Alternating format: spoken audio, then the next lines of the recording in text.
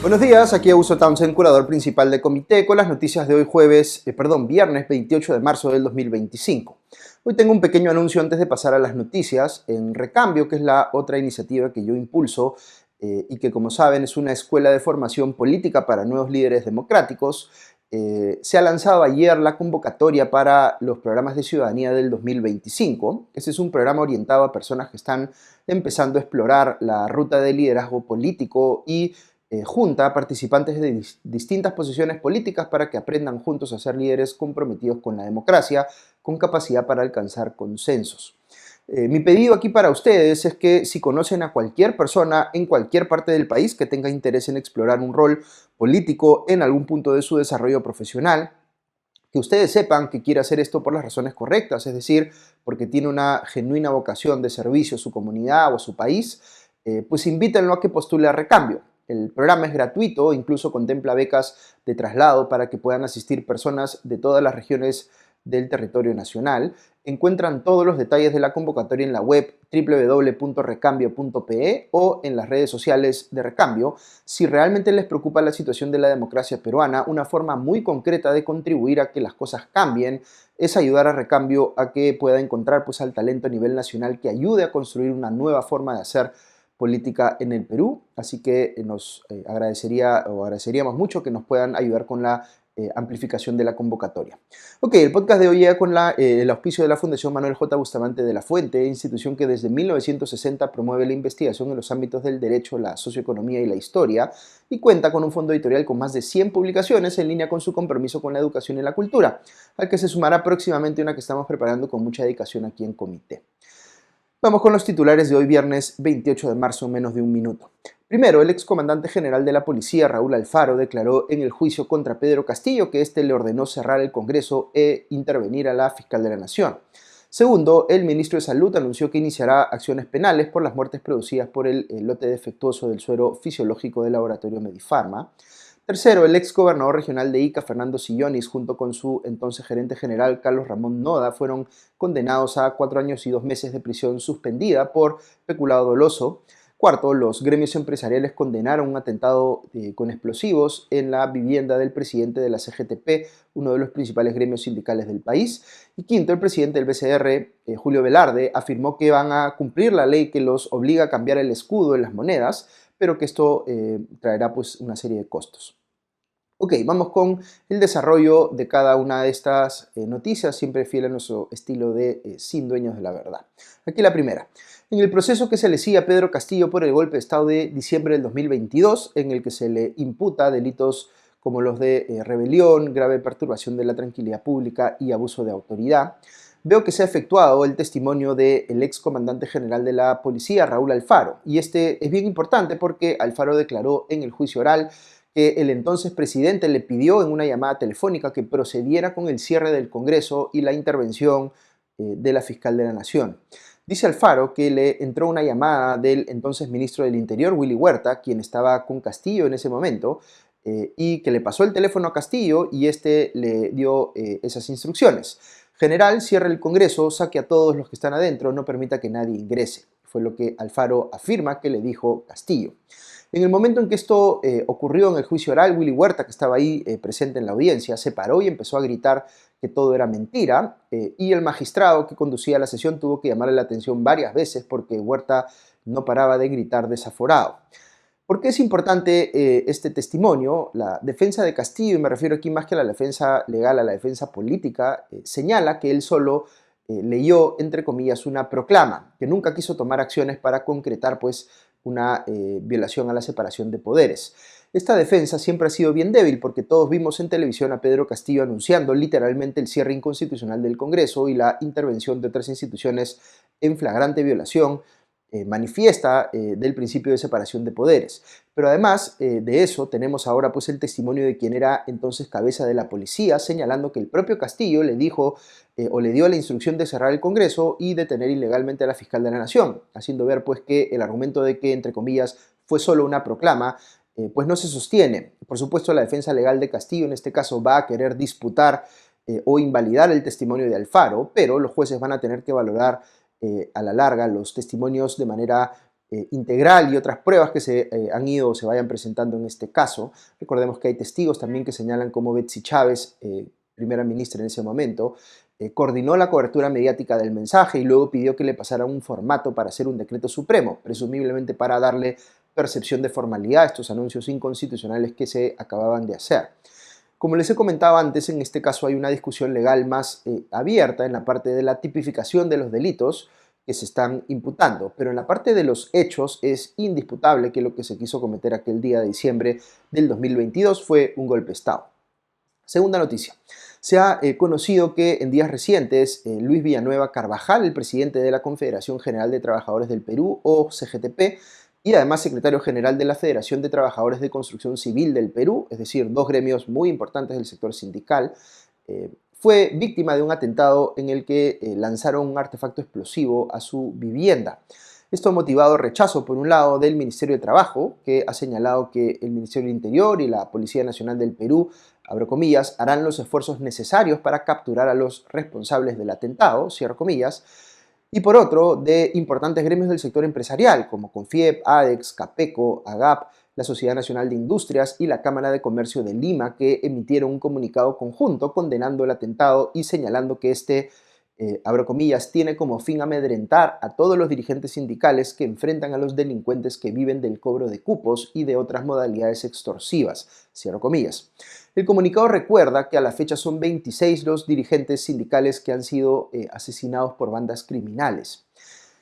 En buena hora que el sector empresarial y el sindical hagan causa común en lo que respecta a la lucha contra la delincuencia. La inseguridad ciudadana es un problema que afecta a todos y por tanto se justifica plenamente, a mi criterio, que distintos sectores de la sociedad, aun cuando puedan estar en posiciones distintas en otros temas, pues reclamen juntos acciones concretas y soluciones al problema del desborde de la delincuencia. En la misma línea veo que ha habido un esfuerzo de 5 partidos políticos, PPC, Avanza País, APRA, Fuerza Moderna y Unidad y Paz, para consensuar propuestas en materia de seguridad ciudadana, justamente. Los resultados de este esfuerzo, que fue articulado por Jaime Altaus, se presentaron ayer en la sede de la Cámara de Comercio de Lima. Como ustedes saben, yo siempre voy a celebrar que existan este tipo de iniciativas. Es valioso si articulan a partidos que están ubicados más o menos en el mismo espacio del espectro ideológico, pero lo es mucho más si logran consensos entre partidos que están en posiciones políticas diferentes. Tercera noticia. El ex gobernador regional de Ica, Fernando Sillonis, fue condenado a 4 años y 2 meses de prisión suspendida por el delito de peculado doloso, junto con Carlos Ramón Noda, quien se desempeñó como gerente general de la gestión de Sillonis en el gobierno regional de Ica.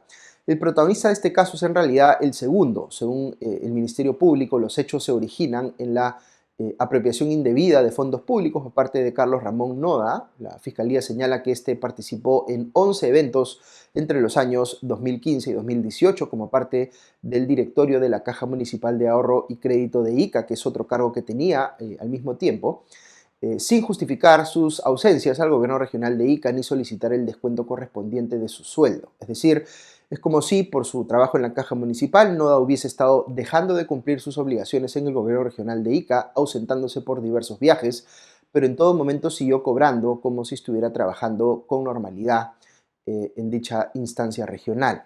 La Fiscalía cree que debió haber él mismo exigido que se le descuente lo correspondiente y la razón por la cual Sillonis está implicado en este caso es porque autorizó el pago completo a Noda, como si hubiese sido una especie de cómplice en no querer devolver pues, ese dinero. No he podido ver el detalle del fallo, pero me resulta algo extraño, debo decir, que si los hechos son tan, como se los he descrito, se le imponga la misma sanción a Noda y a Sillonis, cuando al que supuestamente se apropia para sí del dinero es Noda. Pero imagino que se discutirá en segunda instancia si tal conducta califica o no como peculado. Aquí de repente los penalistas que me escuchan pueden aportar sus interpretaciones. Sin perjuicio de ello, la Fiscalía informó que la condena será de ejecución suspendida por 2 años de prueba y con reglas de conducta como la prohibición de cometer nuevos delitos contra la administración pública, no ausentarse del lugar de residencia, entre otros. En respuesta a este fallo, Sillonis dijo al diario El Comercio que apelará la condena, a la que calificó de injusta y de representar un maltrato en su contra. Cuarta noticia, el ministro de Salud, César Vázquez, anunció que denunciarán penalmente al laboratorio Medifarma, que fabricó el suero fisiológico defectuoso que le habría causado la muerte a al menos 3 personas. En conferencia de prensa, el titular de Salud señaló que las investigaciones realizadas por su sector encontraron, entre comillas, suficientes indicios de negligencia por parte del laboratorio en el proceso de producción del lote 2123-624 de este suero fisiológico. Por ese motivo, dispuso que se haga una denuncia penal a través de la Procuraduría del Ministerio de Salud contra Medifarma y quienes resulten responsables. Además, Vázquez indicó que su sector le iniciará procesos administrativos al laboratorio en los que, en sus propias palabras, no nos temblará la mano y seremos lo más drásticos posible. Al menos 3 personas habrían fallecido, como les digo, y otras 2 se encontrarían en estado crítico luego de que se les administrara este lote de suero fisiológico defectuoso de Medifarma. En un comunicado emitido el miércoles, la clínica Sana confirmó 3 personas fallecidas tras recibir el suero, 2 pacientes en la clínica Sánchez Ferrer de Trujillo y una persona que inicialmente se trató en la clínica San Borja y luego fue trasladada a otro establecimiento. Asimismo, informó Sana que 2 de sus pacientes en la clínica San Borja se encuentran en estado crítico a causa del suero fisiológico de Medifarma. El ministro de Salud indicó que en las muestras analizadas el suero presentó concentraciones tanto bajas como excesivas de cloruro de sodio, debido a que la mezcla no se hizo de manera adecuada. Por su lado, el laboratorio Medifarma admitió que este lote de suero fisiológico presentó un, entre comillas, incumplimiento interno en sus protocolos de producción y control de calidad, lo cual generó afectaciones en pacientes. En un comunicado, la empresa pidió disculpas a los afectados y a sus familias, asegurando que está asumiendo la responsabilidad del caso. Dicho sea de paso, yo fui crítico ayer y creo que con justificación del primer comunicado que sacó Medifarma sobre este caso, que parecía como si estuviera refiriéndose a un asunto menor cuando ya había gente pues, que estaba muriendo por un defecto de su propio producto. Este segundo comunicado de la empresa es bastante más acorde a la gravedad de la situación. Espero realmente que puedan compensar efectivamente a las víctimas y a sus familias por el daño pues, inconmensurable que se ha producido aquí en pérdida de vidas.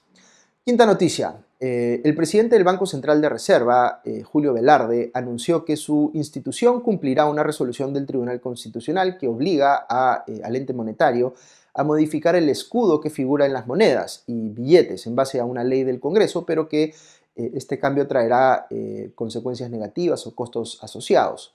Recordemos que el Ejecutivo presentó en el 2023 un proyecto de ley al Congreso que buscaba armonizar, regular y establecer los símbolos de la patria y que fue aprobado por el Parlamento en diciembre del 2024. Entre una serie de medidas para establecer el diseño correcto de la bandera, el escudo y el himno nacional, la Ley 32251 ordena que las monedas, billetes y otros documentos oficiales incluyan el escudo nacional y no el escudo de armas. ¿Cuál es la diferencia? El escudo de armas tiene una rama de palma a la derecha y una rama de laurel a la izquierda, mientras que el escudo nacional tiene un estandarte nacional y una bandera nacional a cada lado. Lo que ordena la ley y determina la resolución del Tribunal Constitucional es que las monedas y los billetes deben cumplir con un decreto ley firmado en 1950 durante el gobierno militar de Manuel Odría, que determina que las monedas deben incluir el escudo nacional, y además una resolución legislativa de 1825 que determina que las monedas deben llevar el lema firme y feliz por la Unión. ¿Cuáles serán las consecuencias de esta decisión? El presidente del BCR explicó que su institución ha venido usando el escudo de armas desde que se creó el ente monetario, responsable de acuñar todas las monedas e imprimir todos los billetes que circulan en el país. Velarde indicó que la ley existe, y cito textualmente, obviamente tenemos que cumplirla. Lo que sí gustaría es que se viera por costos. Tenemos que cambiar el diseño de las monedas y casi estos símbolos no están entrando porque son pequeños. Una solución sería ampliar la moneda, pero todas las máquinas que usan monedas, todo tendría que cambiar y eso es bastante costoso. Dicho sea de paso, la ley establece un plazo de un año para cumplir esta obligación. Las dos opciones que tiene el BCR, dado que el escudo nacional ocuparía más espacio que el escudo de armas, son o bien ampliar el tamaño de las monedas, como decíamos, o bien reducir el tamaño del escudo, especialmente en las monedas de menor denominación. Sin embargo, esto genera costos. Ampliar las monedas complicaría la operación de las máquinas que reciben monedas y ya están adaptadas a las actuales, digamos, y reducir el escudo, según dice el BCR, haría más difícil que se reconozcan los elementos de seguridad en esas monedas. Hasta aquí las noticias de hoy, pero si quieren escuchar unos minutos más, hoy quisiera aprovechar el espacio de la reflexión del día para compartirles un comentario personal justo sobre esta noticia que les acabo de comentar. Veo que varias personas que respeto mucho han salido a respaldar la posición del Banco Central de Reserva de cuestionar una ley aprobada por el Congreso y un fallo del Tribunal Constitucional sobre la base de esa ley y de otras normas bastante más antiguas, incluso del siglo XIX, que van a tener como consecuencia que el BCR tenga que cambiar el diseño de las monedas para poner el escudo nacional, que es diferente al escudo de armas, que es el que ha venido utilizando, y además poner el lema nacional, que es firme y feliz por la unión. Estoy seguro que varios de ustedes no están familiarizados con la diferencia entre el escudo nacional y el escudo de armas. Yo mismo no la comprendía bien hasta que me metí a estudiar estos temas por los cursos de educación cívica que dicto. Tampoco sabía que esta frase firme y feliz por la unión era oficialmente el lema de nuestro país. Yo no soy de aquellas personas que cree que hay que abrirle procesos penales a quienes, entre comillas, denigran los símbolos patrios o cosas por el estilo. Como les he comentado en reflexiones pasadas, siempre hay que tener cuidado con que el patriotismo no derive en excesos. Pero sí creo que un país debe tener una definición institucional de sus símbolos patrios y exigir que ésta se respete. Las instituciones del Estado, por más que pertenezcan a cualquiera de los poderes del Estado o que sean autónomas, como es el caso del BCR, no deberían estar en la capacidad de hacer lo que les provoque con los símbolos patrios. Este es un tema que debiera estar pues estandarizado. Yo no voy a culpar al BCR de haber estado utilizando un escudo equivocado en las monedas, porque yo mismo no sabía hasta hace poco que era el escudo equivocado. Pero si se hace evidente el error, el BCR, a mi criterio, no debería asumir una posición de persistir en ese error para mantener una costumbre, es decir, el haber hecho esto así desde sus inicios, o con un argumento genérico del costo de hacer un cambio que yo no he visto siquiera expresado en números. Por supuesto que estoy de acuerdo con la posición del BCR en el sentido de que el Congreso debió pedirles opinión cuando discutió recientemente esta nueva ley de símbolos patrios impulsada por el sector defensa. Y ese argumento del costo debió estar reflejado pues en el análisis costo-beneficio que debe tener obligatoriamente cualquier proyecto de ley. Pero yo no he visto que nadie haga muchos aspavientos, al contrario veo que se ha recibido con beneplácito cuando el BCR ha creado ediciones especiales de las monedas, cambiando pues el diseño para poner algunas imágenes especiales. No vi que nadie se hubiera quejado en esos casos del costo asociado.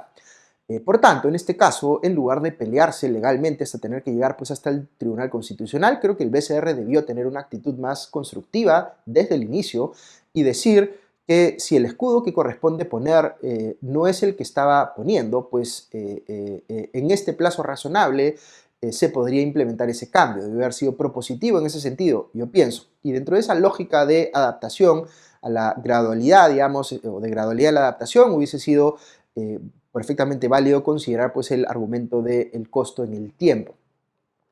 Pero el BCR prefirió irse pues, a un pleito legal y perdió. Yo creo que el BCR es de lejos la institución más competente del país y la que mayor impacto positivo ha tenido en la vida de los peruanos en estos últimos tiempos, pero en este caso particular me toca discrepar con la posición que ha venido asumiendo. Me parece que debe poner el escudo correcto en las monedas.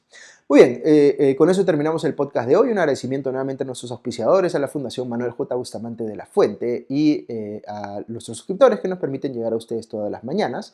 Que estén muy bien, que tengan un buen fin de semana y ya nos escuchamos el lunes. Adiós.